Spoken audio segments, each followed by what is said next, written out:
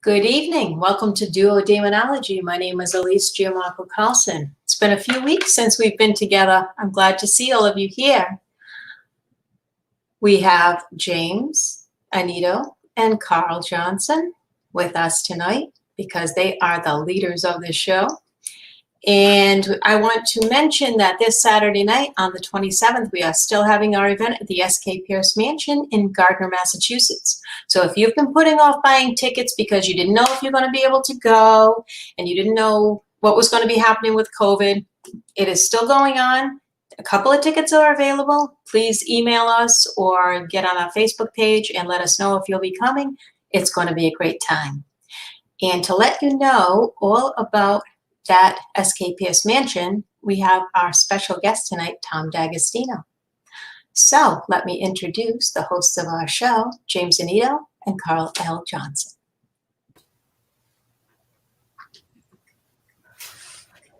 Good evening, Elise. Thank you, Carl. Good evening. Tom. Thank you, Elise. Thank you so much. And Tom, Hi, Tom. thank you. I have to squint because I'm at a distance, but I do see Tom. Good evening, everyone. It looks like he's in a museum. He is in a museum. When people come to see him, they really are a scream. Look at that. Yeah, huh? Yeah. It's a museum.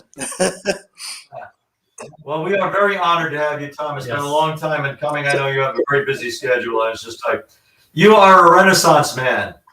I mean, if we want to talk about history, we want to talk about medieval armaments, we want to talk about clockmaking, communication with the dead, Let's pick a topic.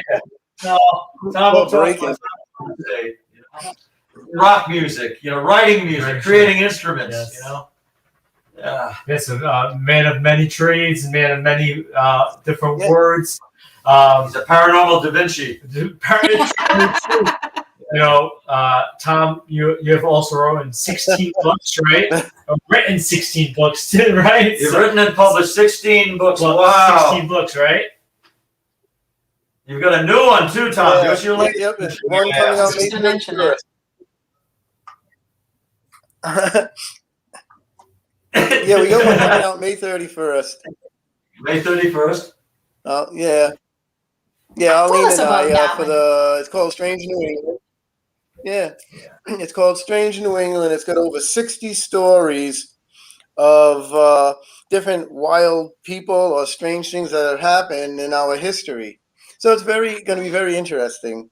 Everything from the person who may have invented the elixir of immortality to ghosts who solved their own murder to, oh my God, there's so many different stories. New England's very strange.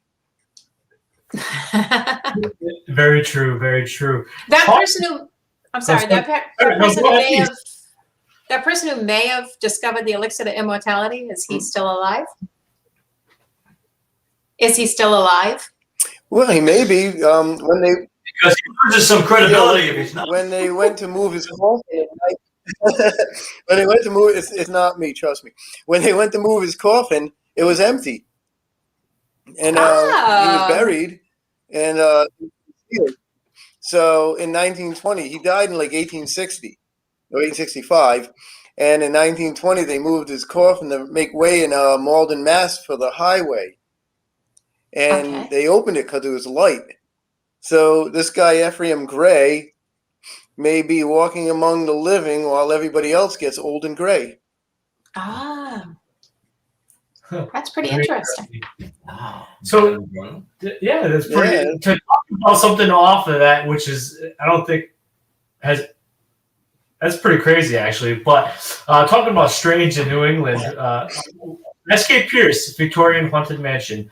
Tom, I know you know quite a bit about it. Carl knows quite a bit about it. I know quite a bit about it. Elise has never been there. A lot of our listeners might not know about it.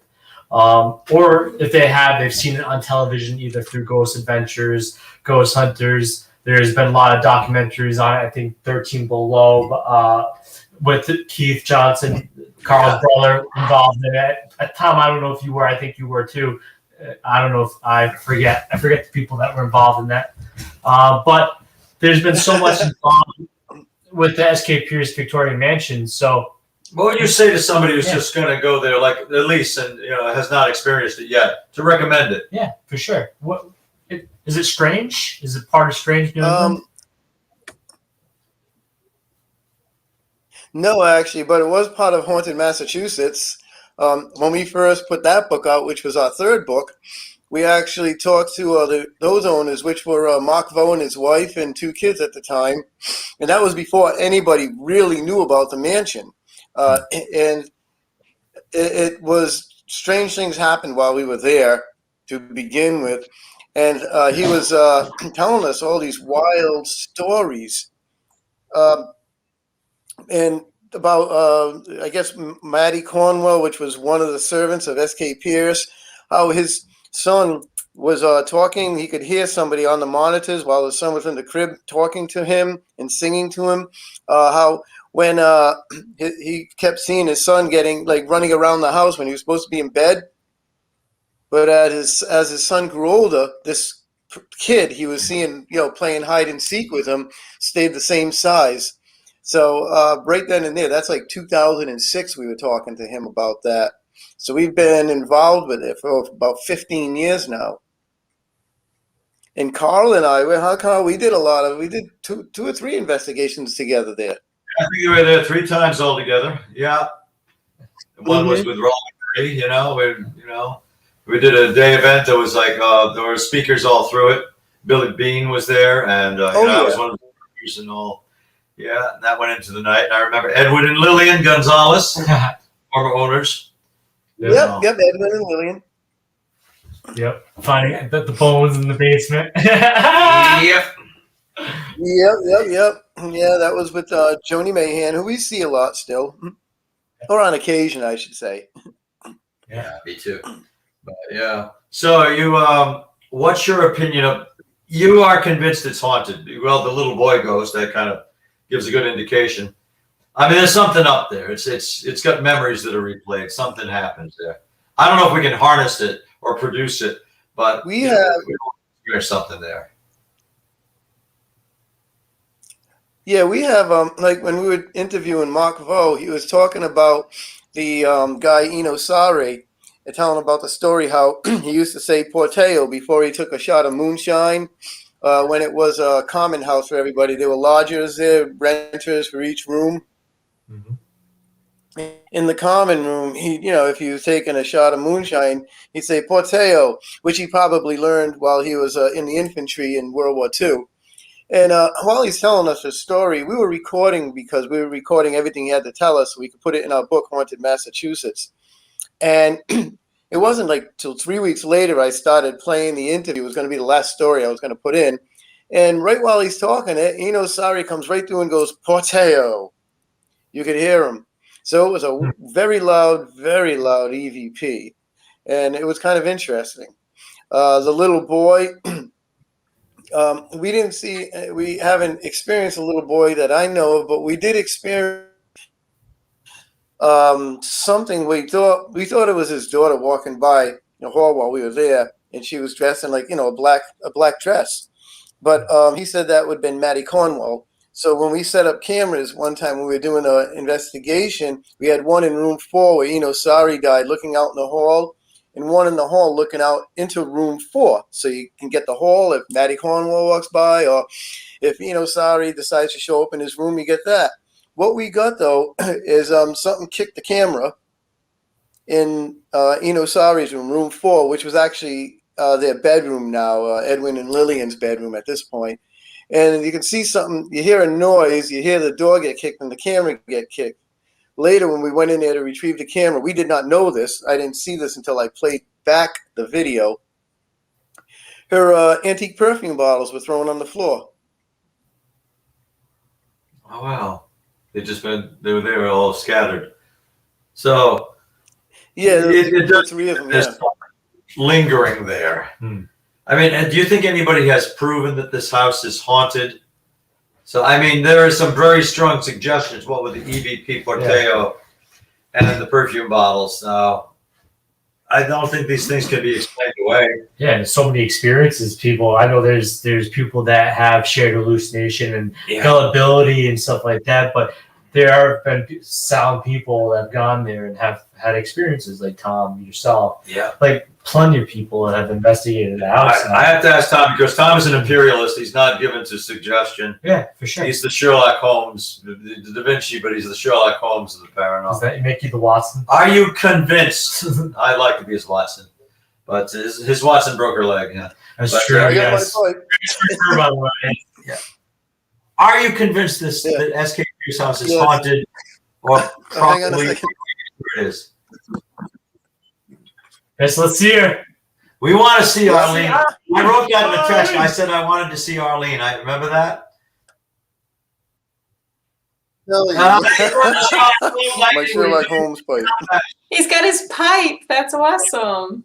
I got my Sherlock Holmes pipe. See? You did it good. It's a compliment. Honestly, I like it. honestly, I have to say. Man, I gotta put. That's it, Sherlock Holmes pipe. Yeah. Nice. I am convinced that it is one of the most haunted houses in New England, just because of all the things we have captured there, we have seen there, we have experienced. There is energy there, and the worst part about it is most of the energy is probably negative for some reason. Sad memories, bad memories. Yeah. Well, there you have it, folks, from Tom D'Agostino. Adjudicates this SK Pierce mansion. SK Pierce house is haunted. Hey, I agree with Tom 100%. I've said many times in many interviews for the past 10 plus years, SK Pierce is probably one of my favorite locations in Massachusetts, in New England in general. I've never had a bad experience there. I've seen somebody basically almost get pushed down the stairs. There's the person that got pushed down the stairs after provocating. There's that story that it was witnessed by multiple people. I've seen it. So it's an interesting house that has so much involvement. Of course, I haven't been there since they've, of course, done all the work to it. So I'm really interested to see how it's changed hands for Edwin and Lillian, which I was there all the time, basically, to now this new ownership. And now all I know is he's a dentist. I forget his name always, but Marion's awesome. And That's right. Yeah. And she's still involved with it. So I can't wait to see this Saturday. So is there anything to be, Tom, do you think there's anything to worry about if people go there? Yeah. I mean, I assume they want kind of a thrill and want to be a little scared. But I mean, if people aren't in any, if they're careful on the stairwell and wherever, there's not actual danger from spirit activity there. Well, the stairs aren't that dangerous. I mean, as far as the safety of them, they're pretty wide and everything. But who knows, what's there ready to. Put it this way, we do have a lot of EVPs from that place, and a lot of them, like I said, were kind of more negative or something that's there. And in some cases, some of the people we were with, whatever was there didn't like them. So I guess they should be on good behavior, because if the energy that's there does not like somebody, it'll let them know it. Definitely. Can I ask you a question, Tom? Those EVPs that you've gotten, while you look back on listen back on the EVPs and you're like, oh wow, we got something here. Is there any correlation to people having experiences at the same time that those EVPs have been recorded? Do you hear somebody say, oh, somebody touched me, and then you hear a voice on the recording? Are there many correlations like that? No, we were just, a lot of them were just questions and asking, like, I think one was with Edwin, and it said something, and it actually mentioned him, and I can't remember exactly what it says, but he said he got a chill all of a sudden when we were asking something, and when it mentioned his name, he didn't know it because they were actually electronic voice phenomenon. They weren't audible. Right. Weird feeling. And it was in that red room, the one at the top of the stairs, and you take a quick right. And it was kind of interesting because later when I played it, you can hear the thing say his name, say something, and then you can hear him go, oh, I've got a chill all of a sudden. I feel weird. Yeah, that's the kind of correlation I'm talking about. Oh, that's pretty cool. In my experience, EVP And he wouldn't have known that. He wouldn't have known something answered. Right. potential, but sometimes they'll respond to you. When you get an answer. Mhm. Mm. You know. I've also felt too is that's one of the houses that even if you're not interrogating, I like to say, if you're not interrogating or questioning the spirit, you can have conversation, and there's intercommunication, like interruption at that house. I've seen more times than other locations. Like you can have a communication between A and B, and there's always that interruption there. I've always noticed too. Yeah. They like to interject. Yeah, sometimes they'll talk right along with you depending on your location and the amount of activity. I wonder how James, remember when we did that investigation? That was 10 years ago, right? But Yeah. you, Carl, that's Yeah. where the camera got kicked. That was the one. Mm-hmm. Yeah, I remember that one. Yeah, that was I got blamed for it. I remember because I got blamed for it. You have since been exonerated. Yeah, I remember that. There you go. See? No, that was an awesome night though. There was definitely some experiences that night that occurred. Oh, Yeah. And one night we did it with Carl. It was like, 10 degrees? We were up on the 3rd floor. There was no heat. It was when the heat was working. It was March, but it was very cold and winter night. And I was like, okay, I hope we have some activity soon. Do something. Yeah. We didn't see any ghosts in sheets. They were all in blankets. It was so cold.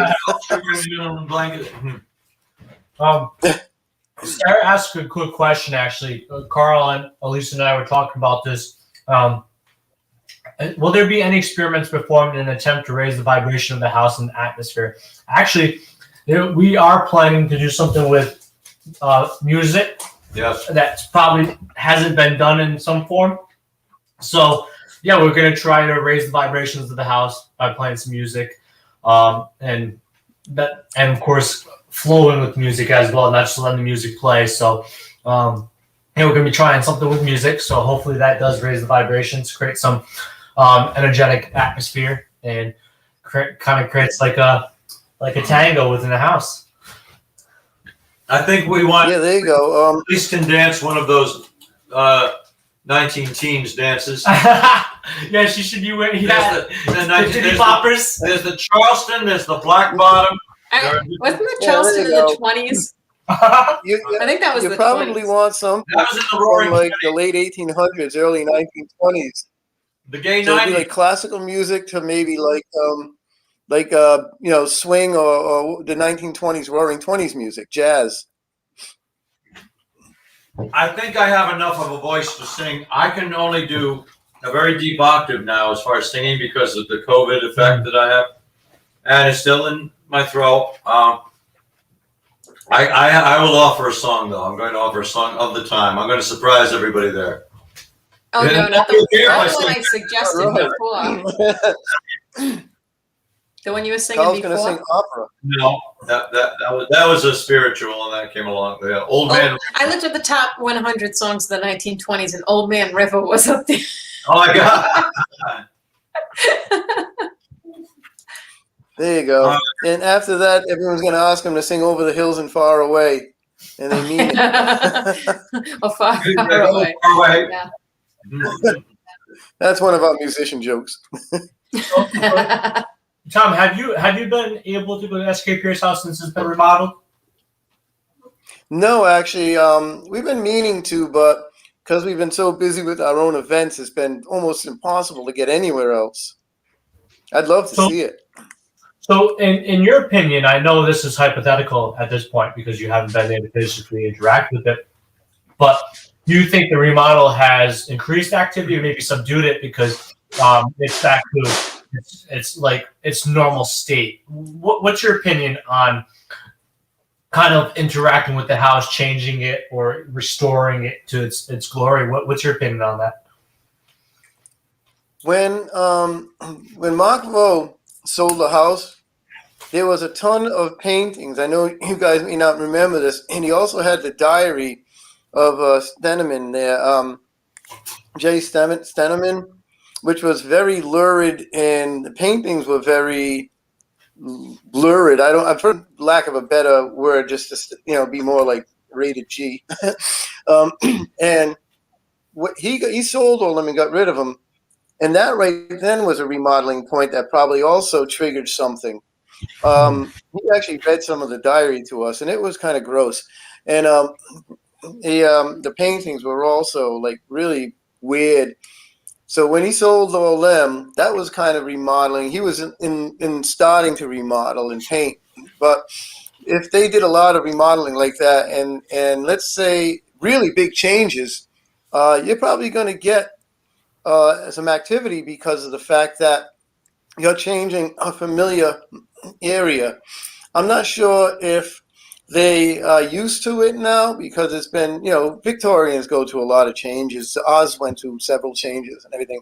But it'd be interesting to see if this new remodeling with familiar faces like you guys back there will create some sort of like, oh, I recognize you. Hey, how you been? It's been a few years or something. Yeah. So it'll be really interesting to find that out. Sometimes they do recognize you. I find out in haunted settings. It's pretty Sure, interesting. well. Yeah. You call them intelligent, right? We tend to forget we use the word intelligent. Interactive, I say. Whatever. They know aware of us. Mm-hmm. What advice would you give us, Tom? Besides, be careful on the stairwell and don't go wandering by yourself. What would you say might elicit a spirit response? What would you advise us to do if we want some activity? We won't be disappointed. Make sure the food's good. No, let me see. Yeah, well, one thing would be those trigger things. The trying to, I guess, reenact like what life would be when those you may know who are still in the house were in a human form. So this would, really help to trigger it, or at least communicate, be friendly. Even though it's negative, who knows how much negativity might be left too, Sometimes these changes draw things away too.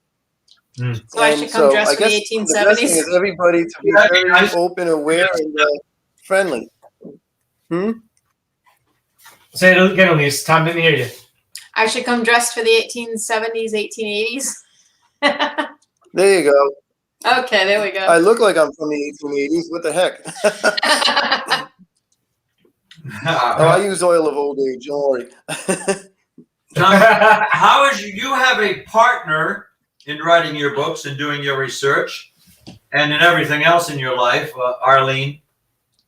And Arlene saw a mishap less than a week ago, and I believe it's her femur that broke, or tibia. What broke?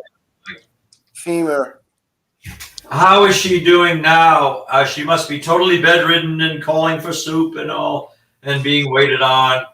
How is she doing?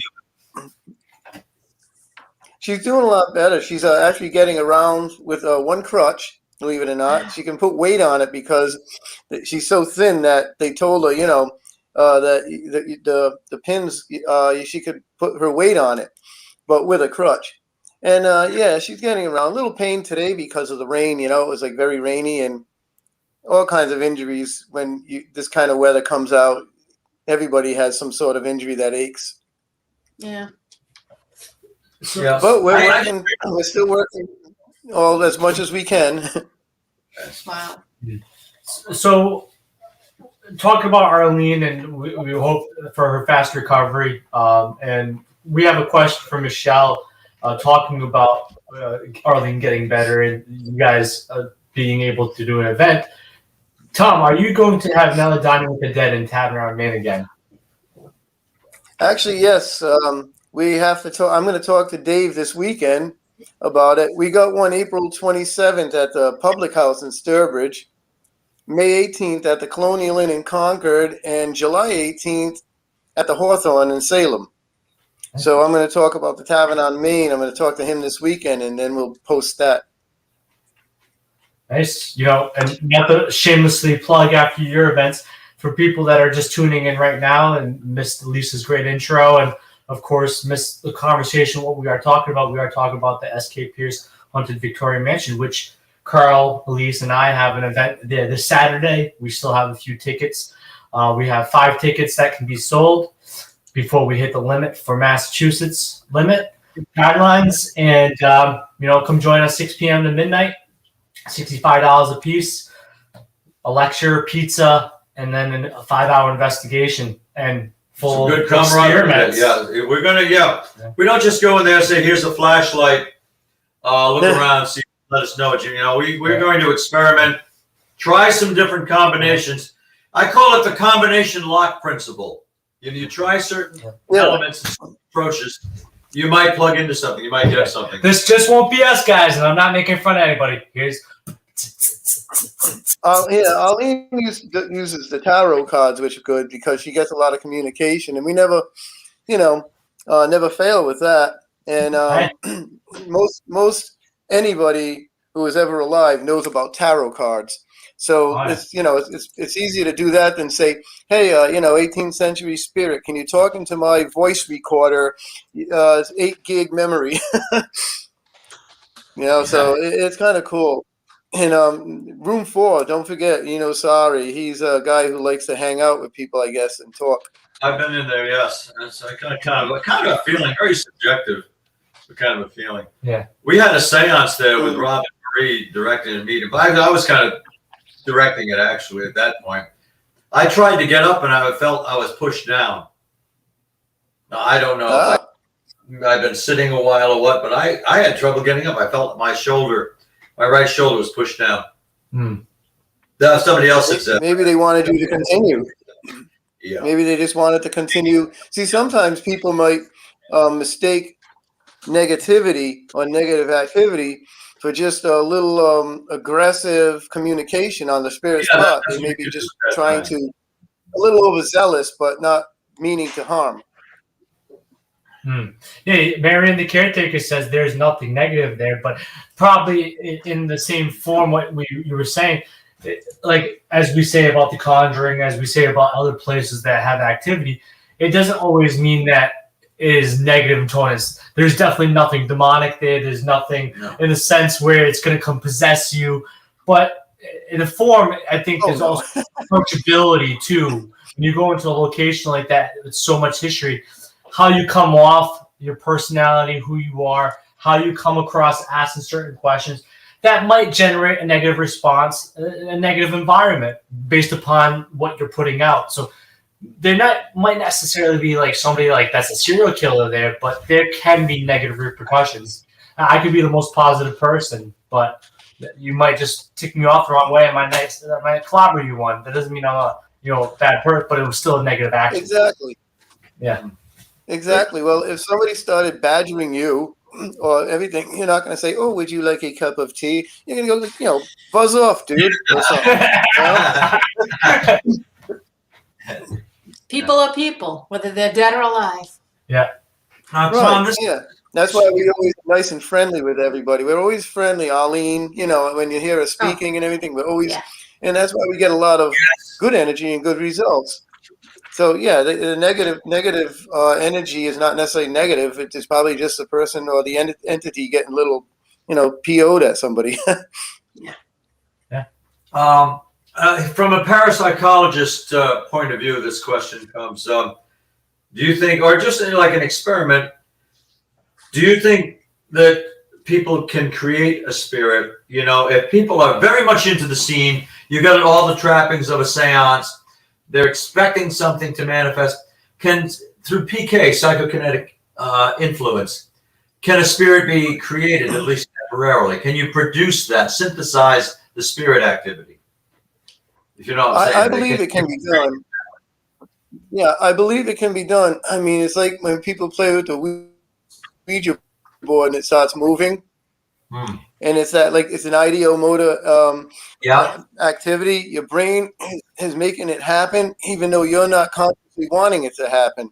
And with enough people and in a like mind like that, that's energy that's flowing. I mean, you're seeing these circles that the Native Americans used to do in the sweat lodges, and they conjure things up.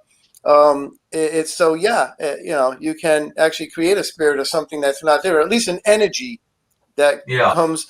That is transferred from the people outward for even if it's a few seconds. you think in some form that could be also some, I like to use the word psychic tantrum. Do you think that could be like the person putting their emotions out, but in an unseen way as well? Like in certain things? Yeah, I believe that could happen. Sure, why not? We have such a powerful, our brains and everything is such a powerful instrument, and energy can manifest in countless ways. We don't even know how many ways. So definitely, we should be experimenting with ourselves. We should be, studying ourselves more and more into this science of what happens after death, how the energy manifests and transforms and moves. But we're too busy making other things. Yeah. Right now. Yeah, Mars. Yeah. Tom, we had a friend of ours who was a colleague, and she'd been to your house several times. She passed on 11 years ago, 12 years ago this year. And after she went on, she was a young person when she died accidentally. And then you went out running. Arlene had already gone off to work. Nobody had been in your house. You had a foyer, when you enter your house, and you found 3 shiny new pennies. And you weren't the only one who within a few days experienced something. It's as though she was, trying to get our attention, knocking on doors. Do you feel that was somebody trying to get through from the other side, trying to give us some indication? If you remember that. Yeah, I do. We have talked to many people about that same circumstance, and not only that, but in many other throughout we have over like 2,000 books in this library of New England and history and other things and ghosts, and some of the old books. Investigators talk about coins showing up all of a sudden. I guess it's something that is a really good. It could be 2 reasons. One, because if you see a dime or a penny, you go, "Oh, money," and you're going to pick it up. So they know that if they put it there, bang, you're going to see it. You may not care about a piece of paper. Was that there yesterday or the day before? But yeah, you see coins, you're going to know whether it was there or not. So it is a perfect medium for communication. And oh my God, we've had countless cases. Right. One of those buildings at the Slater Mill campus, the old house was built in 1758. We were finding dimes in there. There was a spate of about 3 months where I and another lady who was working there, an interpreter, and some guests, they would find dimes in this house. It was happening too frequently to think someone was planting it, and then it just stopped happening. You'd find them in the fireplace. You'd find them in the walkway. Nobody had been in there. You'd find them in the morning. So dimes would show up there, and then it just ceased. I don't know why it started or stopped. Yeah, it's not.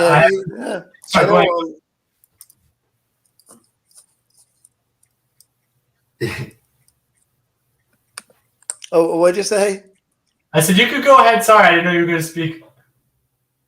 Oh, yeah. One of our friends, his son was killed in a car accident by a wrong-way driver, and he started finding dimes everywhere. It was kind of weird, and he couldn't understand why dimes. He found them in the strangest places too. He'd be like maybe going like for a walk, and he'd see something shiny in a stone wall, and it'd be a shiny dime. Like it couldn't have been there very long, and how the heck did it get there? Finally, someone said to him, "Well, you know what? Dime, Dominic, Izzy, me." Izzy, kept finding them over and over. Dominic. So it was kind of interesting. Well, this yeah, Dominic Izzy was his name. Yeah, it's pretty. Yeah. It kind of, even though it has nothing to do with pennies or dimes, or even though I wish there was money on the floor, even though it was at your house, Tom, so I wouldn't take your money. But I will say that you have a point to make. But I will say that one of the craziest experiences that I ever had, of course, early on, being involved with the paranormal or investigating, researching it, was actually at your house, which you clearly know your house probably has activity. But Carl and I were upstairs, right? And Carl had lost a loved one, and of course, friend to you guys as well. And we were upstairs just communicating, talking about the last moment, the last memory, and all of a sudden we just started crying, very emotionally. it was out of nowhere. Yeah, And it's not like you felt felt something this pass, emotion. yeah, All of a like sudden felt it's something hit us. pass through us, and it was just like, it was just so emotional. And I know it was such a weird story, but with the penny and the dimes, but and talking about paranormal activity and the occurrences, that's one moment we always talk about, Carl and I. And of course, when we were at your house not too long ago for dinner, it was still like, oh gosh, I remember that, just like always touching. Like, I don't suddenly just cry, I do cry even though I'm a man. But the way you did suddenly was just suddenly. Yeah. I never knew the person either that we were talking about. So it's just like how I took on all that emotion. It was just like I was meant to feel it. Like it was a feeling that it was just crazy. Did you have maybe some sort of mental imprint of what this person may have looked like? I don't, but we were talking about Carl's. If you want to say the name, of course, but Laura. We were talking about Laura. So, but I just knew about. Yeah. When we did the investigation, she was upstairs in the hall all the time. That was her place where she was investigating this house. And we were in the hall. I never put that She together. had the hallway. Yeah, that's pretty insane to think about. We were in the hall when that happened. So there you go. Yeah. Yeah, now that you point that out, that is the connection there, I think. Yeah. So, as getting back to SK Pierce House and what we're doing, anything you would not do, that you say don't do that. I don't know if that's bringing a Ouija board. A spirit board, I just think they take up a lot of time and you don't get much results. They're not very conclusive. Yeah, I don't know a response. If I'm doing it with one partner, then it can be interesting. But what would you say? What shouldn't we do? One thing is, I always do this as first a courtesy thing is, I never go into rooms that the doors are closed, because if they don't want you in that room, they close the door. If they want you in that room, the door is open. And I'm not talking about the ghosts. I'm talking about the people who own the house. And of course, there's the usual thing you don't want to do, because you would get upset over it too. You don't want to say, talk to me or else, I dare you, I command you, that kind of thing. You're not trying to park the ocean. You're trying to communicate to something.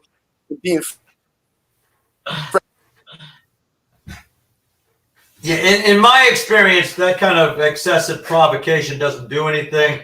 You end up talking to an empty room because the spirit's like, we don't need this, dude. Come on, you yell. I had a case. I was the case manager. Yeah, when I was a member of the Atlantic Paranormal Society, it was in Brooklyn, New York, 3-story brownstone there.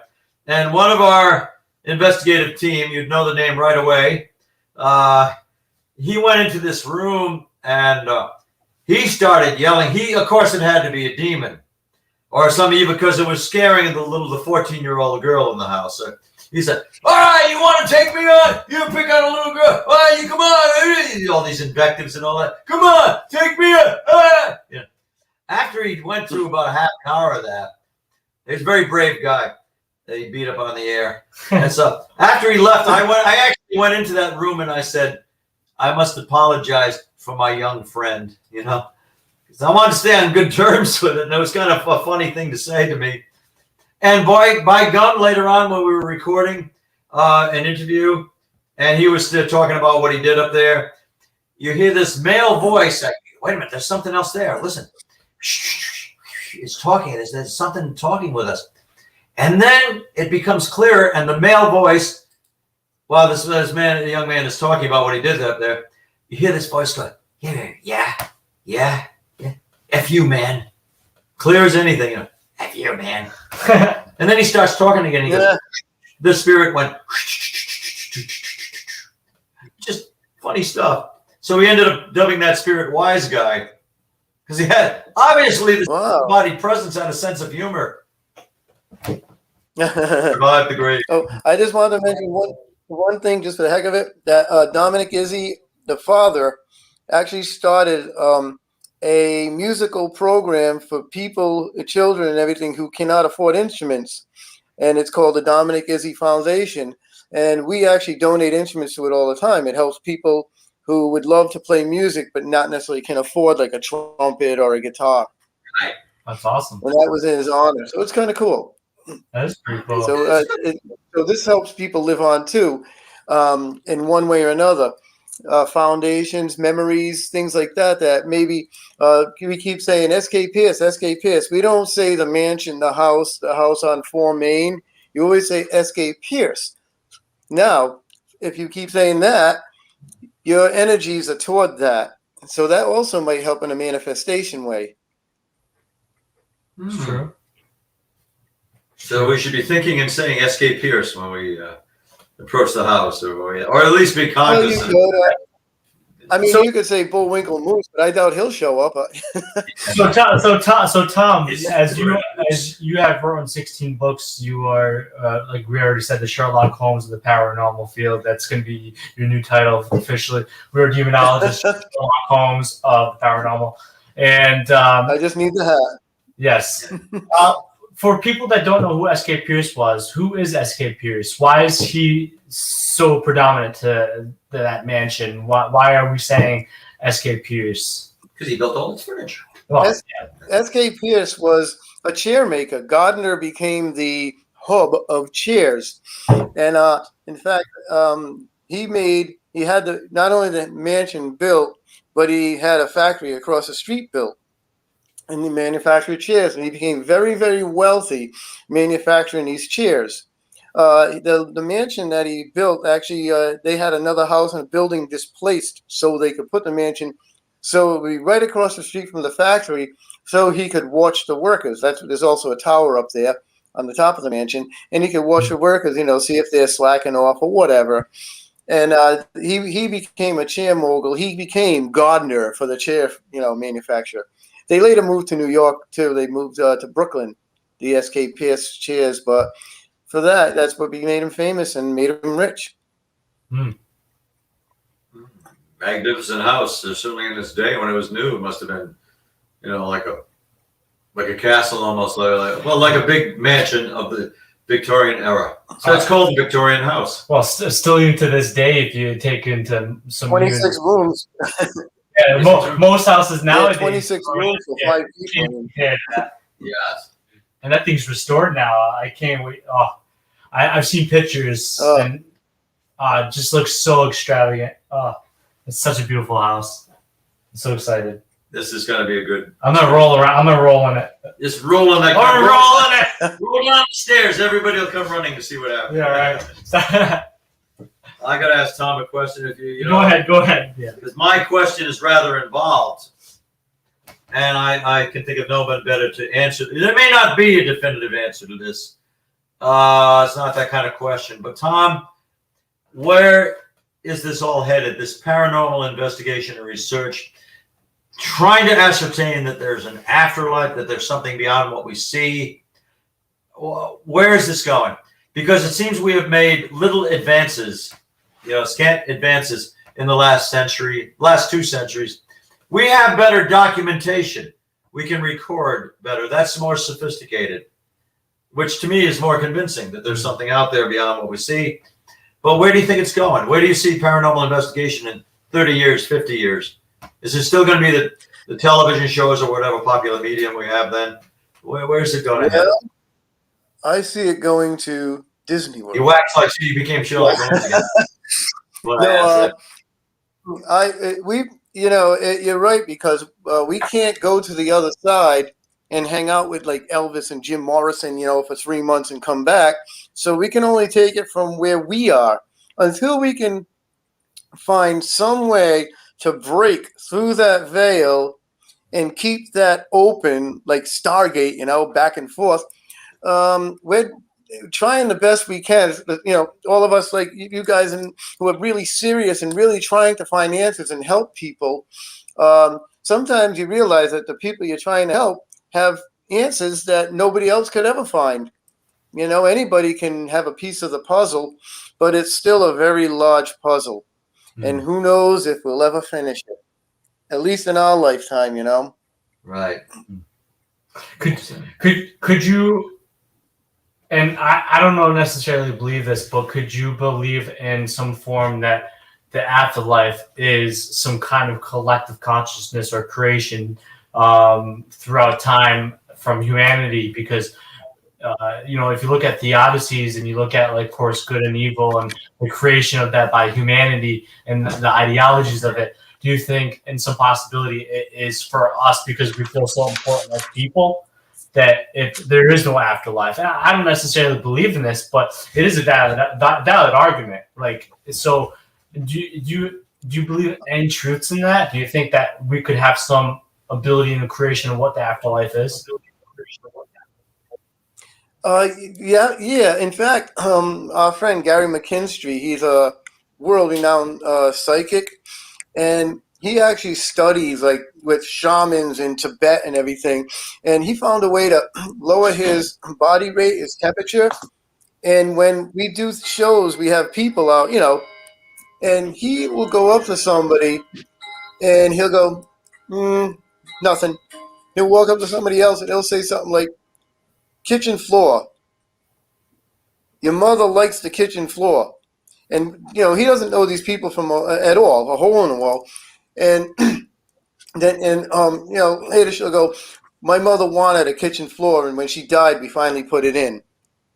And we've actually recorded when he's doing stuff like this. This is one of the examples. We actually recorded a woman's voice going, the floor! And he'll say something like, your father, he's sitting in his chair. It's that ugly black chair that's like leather and pleather, and it's all ripped and everything. And he's right. This lady says, how did you know that? And he died like 20 years ago, but that's what he said in all the time. And like Gary said, it's heaven or whatever. When we die, we are a consciousness, and we go to where we like the best or whatever. Like if you like hanging at the mall, you'll be at the mall, your mall, whatever it is. If you like hanging at the mall, raking the yard and watching, football on a Sunday, you'll be doing all of that. Well, I know So Disneyland must. Yeah, Disneyland must be the most haunted place on earth. Yeah. It's haunted, though. I hear that they have their sightings. It must be packed. Yeah, well, I'll tell you what. That's probably why money is always laying around, because they don't need to spend the $20 on a hamburger. That's why they can throw the money around, right? Where do practical jokers go? Can they still perpetrate jokes? Can they bug people? Suppose you're a real irritant, and you like irritating people. They got to hang out with Rodney Dangerfield. Yeah. Great sweet grandma's pie. Yeah, I love that movie. Yeah, practical jokers. They just keep getting blown up, shocked, and getting snap gum and hand buzzes. Oh, God. Tom, you have had beloved pets that became members of your family. I think we all have here. They came back. You had somebody come back, some beloved pets. You experienced them again. If you don't mind me asking about that, just no. You had some. It seemed like the animals had spirits. I thought it was only human beings. They were the greatest creation that have spirits. Right. I mean, how could animals have ghosts? Are they just so much part of your family, or what did you experience? Yeah, they are. They have DNA that, and they get tied to us by love in a bond, and they become, of course, like it would be dependent because, we're feeding them, we're giving them the shelter, and just like we have to eat and, have shelter and warmth, and we give them love, and they become family, generally family. So it wouldn't be strange for them, being energy and a living organism themselves, to be able to communicate later. Do you believe there are any spirit animals at the SK Pierce house? Any that you've come across? A spirit animal? Not that I know of. I don't remember any spirit animals. It could have been because the Pierces they had some animals, and I think it was Mark Vo had the dog Bear that lived there too. He experienced things as well, but I don't know about any animals. It's possible. I mean, I guess a haunting, like attracts like, and if it's a haunted setting, there's something. Well, some people call it a portal, a dimensional fissure, where just spirits seem to be attracted to that resonance or that mode. And it tend to come and go. After Arthur died, that was our cat. That was Arlene's dearest love, Arthur. They used to go everywhere. He used to come everywhere with us. He'd travel to New Hampshire with us and everything. And we even have a portrait painted of him. That's how special he was. After he passed, we were actually sitting on the bed one night. He used to jump on my side of the bed and romp right over to Arlene. We're sitting there reading, and we felt the bed move, and we got the lights on, and we're watching the footprints go on the blanket across to Arlene. You could actually see it. So I mean, that was pretty wild. And then we heard him crying when we buried him. The weirdest thing was we buried him in the backyard, and then when it got warmer, we made a garden for him. And that day we heard him crying out up on the hill. It ended up being another cat, little kitty. He was only 6 weeks old, Freya, and she ended up having the same habits that Arthur had. But it sounded like Arthur's crying, and then this cat was kind of like Arthur too. It was just basically like the second coming of Arthur. Yeah, it's almost like a reincarnation because he's like, she does the same whoa and all that stuff. She speaks just like him. And so it's kind of weird, you know. Arthur was 14 and he died, and this cat was 6 weeks old when we found her, and that was 6 months later. Now, truthfully, you didn't clone Arthur, did you? I mean, you're pretty innovative. No, anybody's going to be able to if Arlene in their basement. If Arlene could have cloned him, we'd have 15 authors over here.